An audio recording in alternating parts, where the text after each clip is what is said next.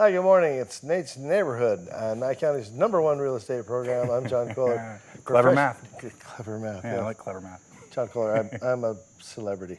He is a celebrity, as a matter of fact. This is the man of the hour. This is Nate Boley. Hey, guys. One of Nye County's top realtors. This is episode 10, which is crazy, actually. It's a big deal. Yeah, I was going to get us this long. T-shirts or something that we'd have like a Roman numeral. I thought like an X would be cool. X, that'd be a good. No, we dropped the ball on that. Yeah, but we do have some special stuff today, some different stuff that we don't always have. Well, usually we go tour a house and we talk about homes and things related to homes and home ownership, and especially out here in the desert, some of the different issues we face. Today, and actually this is just almost a force of just the market being so crazy right now. There's just very few houses available. A lot of people now are thinking, building. Yeah, the resales are kind of dwindling up. The new construction homes, the builders are behind. Some of them can't get lumber except for at insane rates. Right. So a lot of folks are seeking a different route, which is buying land. You buy the land and you wait, a month or 2 or 3 months until the whole lumber crisis, pricing crisis thing kind of calms down. Right. Then you can go build a home. Right. And in the meantime, you can go pick and choose from all the 7 or 8 different custom home builders that we have in the valley. Right. And it gives you some time to kind of shop and compare those guys and see what they offer, and drive by some of their houses and maybe talk to some of their homeowners. Some of their models. What do you like about this house? What do you not like about it? Really dig in and take your time. Yeah, and a lot of folks do. Strangely enough, a lot of land purchases out here are, just future land purchases. Something that they want to sit on for 20 or 30 years, or maybe they want their kids to inherit. Right. Whatever it might be. So there's a lot of reasons to buy land. That's for sure. But yeah, it seems like the biggest one these days is, there aren't many homes for sale. Everything's crazy hot. I found a builder that isn't, crazy behind. Yeah. Now I need land. Yeah. Right. And of course, the right realtor can help you find that land. That's right. And land kind of varies in different grades in different sections of town, and there's different options for, getting power together, getting utilities if you're concerned about that, or getting the water rights and all these. Yeah, and so we've got 3 properties that we're going to tour today. 2 residential properties, one that is under an acre that would not require water rights, one that is over an acre that would require a well and water rights and totally different things from the first one. And the third one we're going to roll into is a, kind of a commercial opportunity. Yeah, it's a pretty nice opportunity. There's a lot that comes with it, and so that's why we kind of saved it for the back end. Right. So those 3 throughout the 3 of those, you'll kind of get to pick up some knowledge on what you might need, to look for, right, and what you might need to actually act on instead of we got to talk real estate as far as land and all that fun stuff. Yeah. So we're going to talk some real estate. Yeah, we're going to talk some land. It's the land episode. It's the land episode. So, all right, we landed on episode number 10. So here we go. Perfect. This first place. First one off of Kaibob. Yeah, this is sort of up in our neighborhood. This is up in the this is in winery John's district. neighborhood. Yeah. Yes, this is in the winery. It's a great little lot. I mean, and I think those lots are right around a third of an acre. I walk by this every morning when we're doing our morning tour. Yeah, it's elevated, so you see that. I don't think this neighborhood sits in a flood zone at all, but they did elevate it, and I think that platform is for more of a viewpoint, because when you stand on the edge of that rock and dirt platform there, you get a hell of a view coming across the whole valley. Yeah, the land up there is it's kind of more hard rock land. I mean, it's like it sits much more rocky. Yeah, you can see just how much material these guys built up just for the pad here, but then the land goes out a little beyond. Yeah, it's essentially the pad is right where you would want the home and the surrounding home area, and then as it dips down towards the rear end there a little bit, there's probably 25 to 30% of the lot is back down there underneath that dip, kind of for the backyard. Right. So it's got a little different angle to it. Yep. But she's right about ready to build. She's pretty close. And look at the power lines. I mean, they're just like right there. So dropping power to your property is not going to be a big, expensive deal. Correct. And I think power's already actually run to this one. I don't see a pedestal. And generally, usually in these pictures, if you're looking for power, you want to look for a big silver box at the top of the power pole. Right. And that is going to let you know that power is at the very corner of your property. And you can take that and go to Valley Electric, and they'll give you some forms and all that to fill out. And essentially, if the box is already there and it's at the corner of your property, it's going to be the least amount of charge to connect to a pedestal, connect that pedestal to the home. Right. Yeah, so right Beautiful there, they call that mountain views 0 to down in this 200 area feet. too. Yeah, great views. You get the highway, which isn't busy anyways. It's not like it's a crazy highway. And then on the other side of it, you've got all these gorgeous neighborhoods in Pahrump. Now you're two big blocks off of Highway 160 here, so it is kind of centrally located. Yeah, it's in a good spot. I didn't see water running through there. So so we got city water up in the neighborhood. So yeah, I mean, and that goes underground. Yeah, so with a lot of places, with acreage, you're usually looking for a well or a capped well, that kind of thing. But with smaller ones like this, anything under 0.460 acres, for the most part, is not going to have a well, and that's where this one sits. So you'd have municipal water, municipal sewage, and you've got power and water obviously across the street. My best guess, I think the water would probably have to come across the street, and I don't know, that's something for Valley Electric, or for, in this case, Great Water Basin, to decide on what that's going to cost. But this kind of gives you a good little view. This is kind of the median price range, around $40,000 for a quote-unquote buildable lot. And I use the air quotes there because we don't know for sure. If it was a client that I was representing and they wanted me to dive in, then we were just really just driving by. I said, "Oh, look at this, is for sale." I know. I think the current owner or whatever. Every now and again, I see like a semi-trailer parked there, and that he kind of uses it like halfway for a depot. Seems like, but totally possible. Yeah. And that's another great use for that kind of thing too. Yeah, I mean, you could drop power there, maybe put in, RV services and that kind of thing, and have yourself a nice level spot to camp away the winter wherever you're, wherever the snow might be at that point. Yeah, it's not here. Yeah, that's for sure. That's where that term snowbird comes from. But it's a nice, quiet little neighborhood, and there's no HOA in that neighborhood. So no HOA. So you got the winery and the vineyards, and this might even technically be in the vineyards, because the vineyards, I think, runs along that side of the highway there. Okay. But still no HOA, and it's almost impossible to tell the difference when you're driving from the winery into the vineyards. It looks like the same exact neighborhood. You got the same builders, same time frame, no HOAs, pretty much the same layout. So those two are pretty much inseparable, those two neighborhoods. So having it, whether it's technically in the vineyards or technically in up in the winery, doesn't really matter. It's a great lot. No, it's a nice little patch of dirt there. It's a little slice of heaven. You got the mountain views out there, beautiful skies. You got, it's really great. And close to everything too. I bet you can fall out your door and hit 30 restaurants on the way, kind of down. Pretty easily. 160 without. You're right next to the 160 there, so you've got gas stations. You've even got Maria's Taco Shop right there. Oh yeah. Hi guys. Hey, great place. No. Okay. But this is your atypical, as far as pricing for the current market and size. This is your atypical kind of quarter to third of an acre lot outside of an HOA that is quote unquote ready to build. Yeah. So a number of qualifying things there, and like we were saying, the ground seems to be pretty firm up there. Great place for like an in-ground pool. Probably I would think so. In that neighborhood, as opposed to maybe others where an above ground pool would be more the way to go.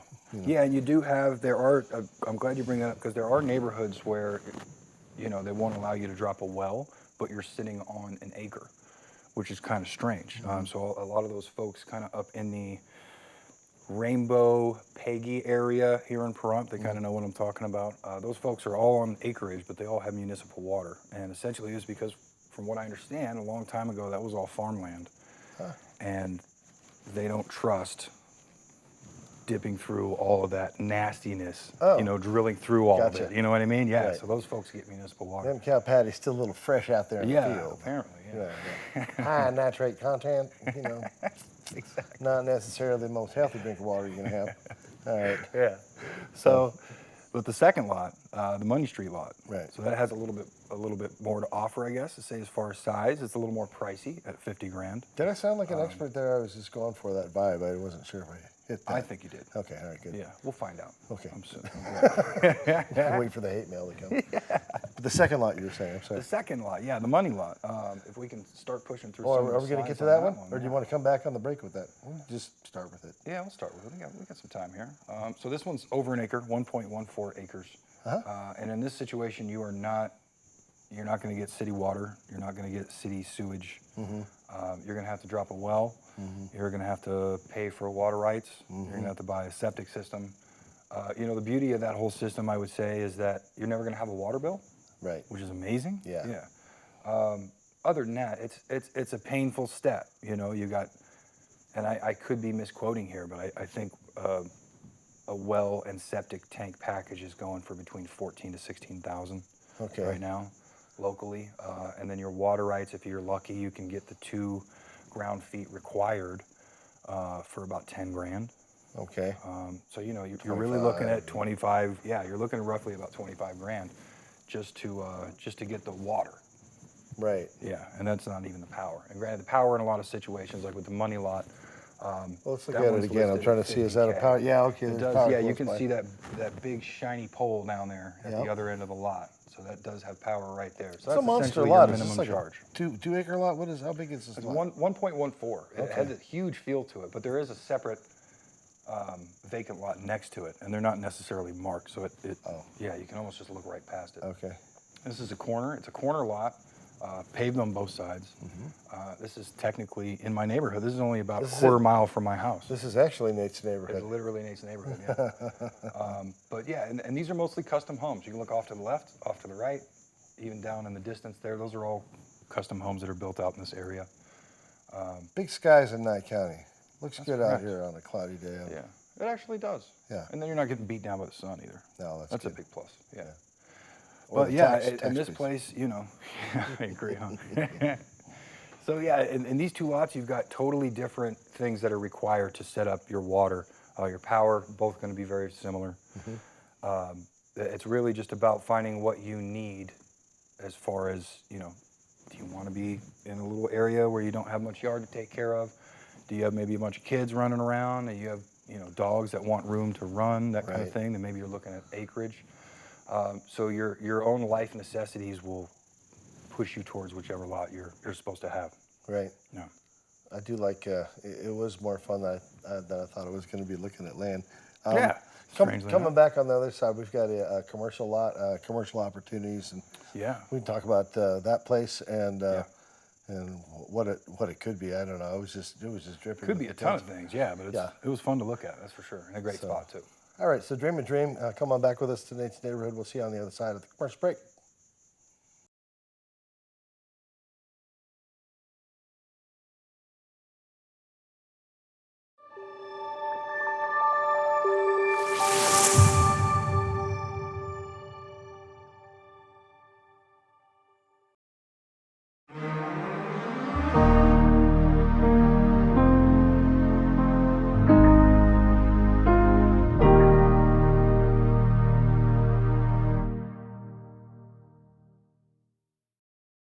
Hi, welcome back to Nate's Neighborhood. I'm your celebrity co-host, John Kohler. This is Nate Boley. Yay! Hey, welcome back. We're going to get into that commercial lot. Well, yeah. Yeah, we're going to get into that. Which one? Oh, the commercial lot. Yeah. No, I was hearing Swedish there for just half a second. Oh, sorry. Well, that's how we do it sometimes. Yeah, for sure. Yeah. Okay. So we went and toured this other property, and this is a little different than the last 2 lots because those were residential. This is like a commercial place. Can you actually not live in legally in a commercial place, or can you not? Or can you know, not? I think the zoning and the coding says that you cannot. Right. But then again, I mean, look at places like even back in New York State, I want to say it's illegal, but you have bodegas and things like that. Right. So yeah, I want to say it's quote unquote illegal, but you know, I don't know if there's anybody out there enforcing it. I don't know if you'd actually want to live like exactly right here. It's right on Highway 160. Yeah, maybe it's just really right. It's on frontage road, which road. is right off the highway. Right. So yeah, granted, if you're trying to pull a camper up there and get some peace and quiet, it's not the place to do it. Yeah, and that's kind of the come write me a ticket kind of thing that you're doing there. Yeah, but a great commercial lot, a ton of opportunity there. Right across from the big mall. Yeah, right across from Walmart and Denny's and Panda Express and Albertsons and all that good stuff. So you've got right in there with Dollar Loan Center and Enterprise Rent-A-Car. Jack Champion's Haircuts is down a ways from there. It's a great location. High visibility. Tons of visibility. People drive by this every day and go, what is that thing? Like, it's nothing. It's a vacant lot. Yeah, right now it's a vacant lot that's got fencing up on it, but it's it's got water. Yeah. It's got power. It's got some plans that do, I believe, come with a purchase for a coffee shop. Right. It's got a back alley. It's got a back alley. It's got the easement there, and there is a former taco shop next door, and I think that's going to be, reopened here shortly. Good. Yeah, but man, just great. Yeah, I mean, if you're looking to build a business or even have a general investment, commercial land is a pretty good. It's a pretty good bet. It's more expensive, obviously. Right. But it's business-related land, so yeah, that's why you're going to have those higher expenses. I rolled up on there and I just thought, man, why shouldn't a food cart, something COVID-proof, whatever? Yeah, that would be one of my first thoughts. Is renting out to different food carts, get it paved. Yeah. Because if you've already got everything there, then it's essentially an Airbnb for food cars. Yeah, food trucks. What about wiring it for power and plumb it out a little bit and make it like workmen come with their work trailers and they park their trailers and they work in town for a few months and then they take out whatever. I feel like an RV I don't park know. That might be a pretty good idea too. Yeah. And this of course is a listing of my brokers, Michael Selbach. Hey Mike. So if you know Mike, well his phone number is right there on the picture. But yeah, 775-513-2038. It's similar to mine, but not as cool as mine. Because mine is 775-513-2491. A couple of coffee carts in here. I mean, you could be your own Starbucks. You could do a lot. This is okay. It's cleared. There's no, there's no drama. There's not a bunch of trash. There's so much potential there. I just want to throw something in the yard. Yeah, you and I even had the thought of concert venue. Yeah, like a concert venue. Throw a temporary stage up there. And There you go. Here's the view from the back, looking across the street to the, And so you've got good businesses, solid businesses there behind you. That's Pete's Auto Clinic right behind you. Up in front of you there, you've got tons of visibility. I mean, I think it's 30,000 plus vehicles passing that property every day. Right. So you're getting a lot of visibility, and yeah, it's not really even about what you build here. It's more about if you take advantage of it the right way. Yeah, here's looking across at the mall, the other side, everything that goes by that on 160. Yeah. Oh my gosh. How many cars a day? I mean, what if you just put up a big, giant sign on the front of your building and just, said, voila, there's probably some ordinance about being a billboard company, but. Yeah, possibly. Yeah. Who knows? I don't know. But yeah, in a town like this, there are little things you can work around. Yeah. Exactly. Who knows? You never know until you try. You could have a puppet show here. I suppose you could. You could have a puppet show here. You'd have a grand puppet show in that lot. Right. Yeah. With a latte stand and a puppet show. Yeah. Something like that. Why not? You got full fencing all the way up to the road there. Yeah, exactly. Yeah. You got the full fencing, a little bit of barbed wire there, and that doesn't follow all the way around. That's just more for the entryway and parts of the side. Right. But I mean, even the fencing adds tons of value. You know what I mean? As this town grows, there are so many things that this town is going to need, and having a lot like that, even to hold on to for 5 or 10 years if we grow. You know what I mean? It's up right now for 150,000. Right. Which is it's a pretty good price. I'm sure maybe like a pretty good price. Maybe Look at that location. Look at that location for 150,000. Yeah, it's location for this one, because you're in the center of everything. You know, the only location better than that is right there on 372 and 160, but that's all those lots are taken up. Right. There's a Bank of America, there's a Walgreens, there's a couple of casinos. Yeah. Right. So right here, a little casino, little tiny casino in there. Yeah, I thought about that last night as I was kind of going through notes and stuff. I feel like a little tiny casino would work out pretty well right there. Right. Yeah. You can get all the folks from that general area. You know what I mean? Even if it's just the workers, the folks that go in for lunch. Yeah, kind of like a Dottie's. I don't know if those folks are watching. Well, it'd be a great location for Dottie's. Would fit probably perfectly right in that little spot. Yeah. Have enough parking. You'd have some ADA compliant spaces. Yeah, of course. Yeah, you got to do it right, but you can do it. That's the biggest part of it. I love land. Land is fun. Yeah, land is fun because it opens the whole thing up to your imagination. Right. If you don't want to look at track homes, you don't want to look at the Beezers and the Mountain Falls and all the big builders, because they're going to give you, okay, you can have this one, or this one. These are what we're building right now. Right. you can take it a whole nother direction. You know what I mean? And you can go into those custom home builders. Granted, they're going to get a lot more expensive, but that's only because you're picking everything out along the way. Right. But there's big upsides to that. Right. You know, a part of it is, you know, and I tour homes sometimes that are, I call them over-customed. You know, somebody at one point made it that the specificity in this place was just for them. Yeah, and as you tour through, you're like, man, this is built for one person. Yeah. This is built for one specific person, yeah.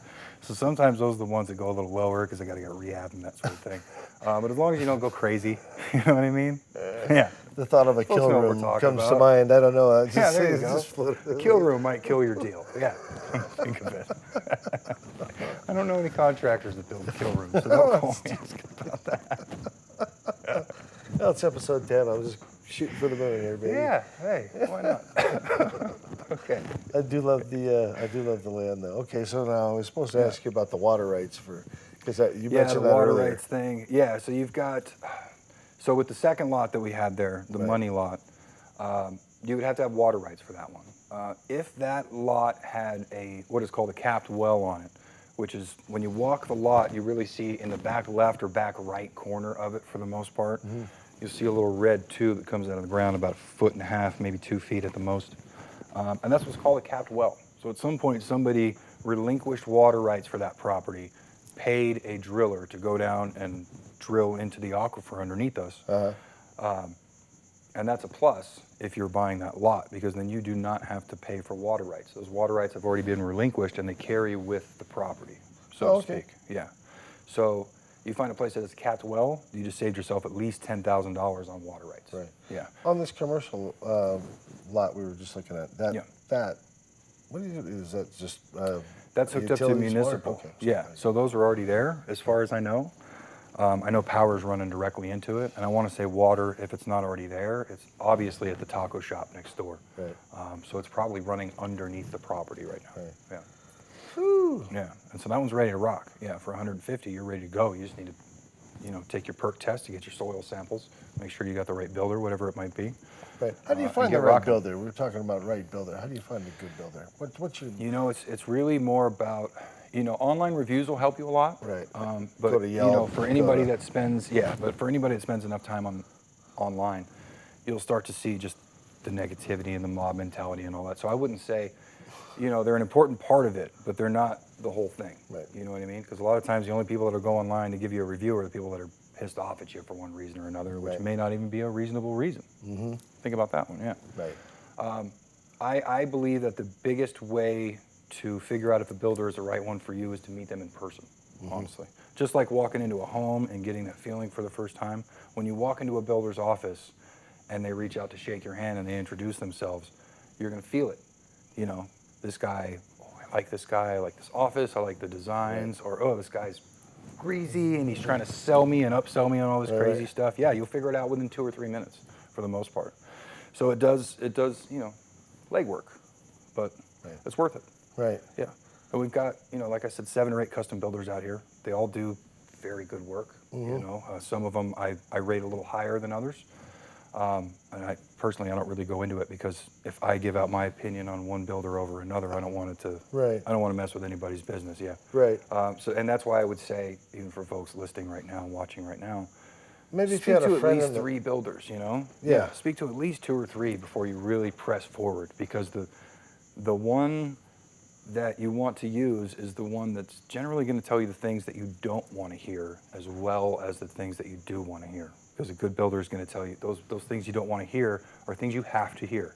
Otherwise, you're going to hear them down the road, and you're going to be furious. Yeah. So it's all right. Yeah, have it your way, like buddy. Don't listen to me. I'm just a builder. What do I know? Hey, yeah, yeah. You start thinking of Money Pit. Yeah. And, you know, John Montana. And exactly. You know, but none of our guys out here are like that. But you know, I've always had a very firm belief that if me and my clients are going to connect, we're going to get along. I'm going to understand you a bit. We'll get to know each other a little bit. And I feel like that should be the same way with builders. It should be somebody that you're comfortable calling whenever, texting whenever, asking the really silly questions that you feel stupid about. You know what I mean? There's probably builders out there going, man, I don't want him recommending me. Yeah, everybody's going to ask, have all these expectations. Have all these extra things. Yeah. Well, and that's it. You want what you want, right? And sometimes it's unreasonable, and sometimes it's reasonable, and sometimes you have no expectations. Right. And it's a good realtor's or even builder's job in some cases to manage those expectations and make sure that you're being treated fairly, and that you understand the process, or at least that you have a concept of the process, because there's a lot involved. It's way more involved than just signing on the dotted line and working through the paperwork. You know what I mean? Yeah. So yeah, audition some folks. Just like you do with a realtor. Yeah. I go on listing appointments. I tell them. This was a pretty good audition today, or 10th audition. I hope so. Yeah, it's our 10th audition. We'll see. Try him out, Nate Boley. He's good realtor. Thanks, guys. Thanks for looking at land with us. See you next week.